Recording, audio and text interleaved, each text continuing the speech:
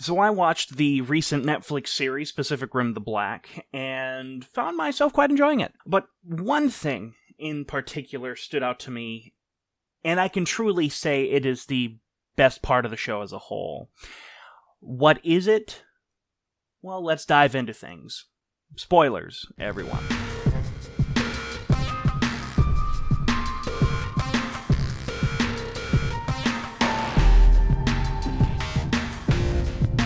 Of course, I'm a fan of the original movie. I was lucky enough to see it in an actual drive-in theater with a buddy of mine, and it truly replicated the old creature feature double feature experience you'd see in the 50s, 60s, and 70s, stuff that my father would always talk about. And the fact that I was able to experience that just truly, honestly, kind of melted my heart a bit. It was one of the greatest moments ever. And that is exactly what Guillermo del Toro grew up with, and practically why he made the original Pacific Rim in the first place. To say the least, I loved the world building within the original movie. In fact, I've praised its ability to show, not tell, on live streams and other videos time and time and time again. Hell, I'd go on to say Pacific Rim Uprising has some wonderful world-building ideas in it, just the rest of the movie was an utter mess, to say the least. In other words, I love the world of Pacific Rim. No, I haven't read any of the comics or anything like that, nor am I really planning to. Comic books just, unfortunately, aren't my thing. I think Pacific Rim helms a universe that can be explored in many, many different ways, in many different aspects, be it characters, be it the kaijus, be it the evolution of the Jaegers, be it the drift, be it, Kaiju Blue, that drug, you name it. And I love that shit. And it really does make my mouth water watching those movies. It's the stuff in the background that I love.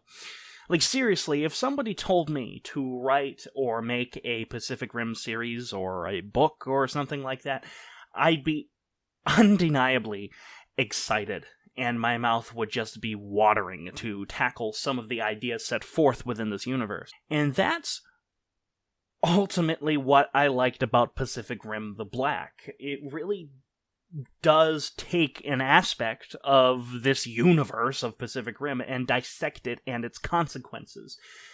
That concept is the drift itself. The drift is the ability to truly sync with another human being to control the Jaegers, to put it politely and severely oversimplify the entire thing. And this is what Pacific Rim the Black does exceedingly well. And I'm glad the writers do tackle the subject, since the first movie didn't really have the time to really dive into the consequences of drifting, nor did it really need to be. That movie just needed to set up this universe, and it fucking nailed it. One concept I found myself wanting to explore are what happens to those who actually drift together. What if they aren't compatible? What if you try to drift with just one person, or with a kaiju? What uses could drifting have elsewhere, other than the ways to pilot a Jaeger? And you know what? The Black goes into all of this. In fact, it's the main crux of the world building within the show. However, that being said, I really don't like how easy the show makes it for people to drift in and out with each other, in terms of syncing with one another and so on and so forth, and their compatibility. I really miss the dedication and difficulties shown within the first movie, where pilots constantly are looking for that one person to drift with. In fact, Del Toro put it best. It's like falling in love. It's finding that special person you're willing to completely open up to and reveal all of your inner demons, your inner turmoil, your worst and best memories with that other person. I really, really, really don't like how the Black glances over that fact for the sake of the plot. And you can't convince me otherwise. That is exactly why they ignored it. They ignored it for the sake of the plot. But as the show goes along, the problem I mentioned earlier gets overshadowed by the consequences of drifting. And that's the stuff that I really enjoyed. And because the plot is so simple, two teens looking for their parents in the post-apocalyptic world of Australia, the show can take its time to flesh out this aspect more than if the show had a needlessly complicated story. The first thing I just loved about Pacific Rim: The Black was something I've wanted to see forever. And that's using the drifting tech, not just for piloting Jaegers, but for getting information.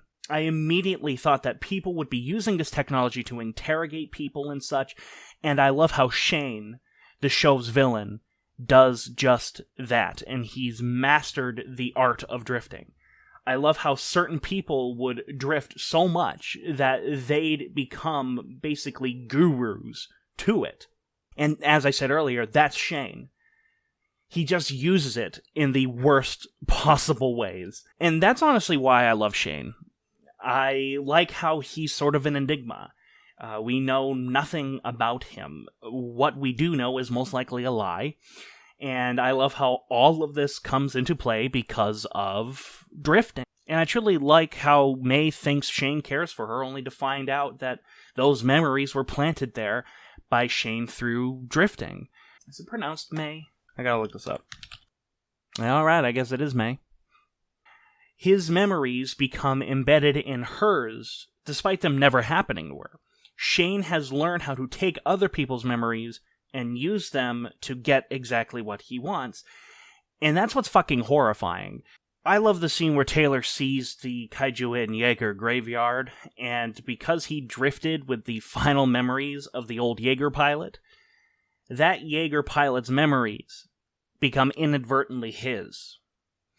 Taylor begins to name people off he hadn't met before. He remembers a battle he never fought. All the while, he's convinced that he did fight those battles. He did know those people, and he did lose those friends. And it takes his sister and the AI to tell him no, to bring him back to reality. He thinks those were his memories, but they aren't. They were the original Jaeger pilots. And isn't that kind of horrifying in a cool kind of way? Like, the more you think about it, the more terrifying that concept actually is. I mean, memories make us who we are. Our past experiences help shape our decisions we make every day. And I love how Pacific Rim: The Black shows that drifting can easily take all of that away. All of that personality away. I mean, look at Mai. Or May, however you pronounce her name. I mean, she's a mystery anyways, but I love this arc that she's going through. She thought she knew who she was, that her past was her past, but Shane has deliberately used his drifting capabilities to utterly fabricate May's entire existence. He's erased her past, he's embedded it with one of his own making.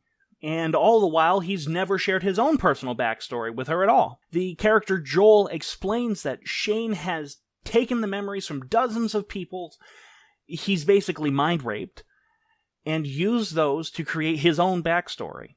Speaking of Joel, I love his drifting montage going through dozens of people. I absolutely love that montage. I love that moment where specifically he drifts with somebody who's an epileptic. That causes a huge ordeal and a strain on his actual brain, quite literally.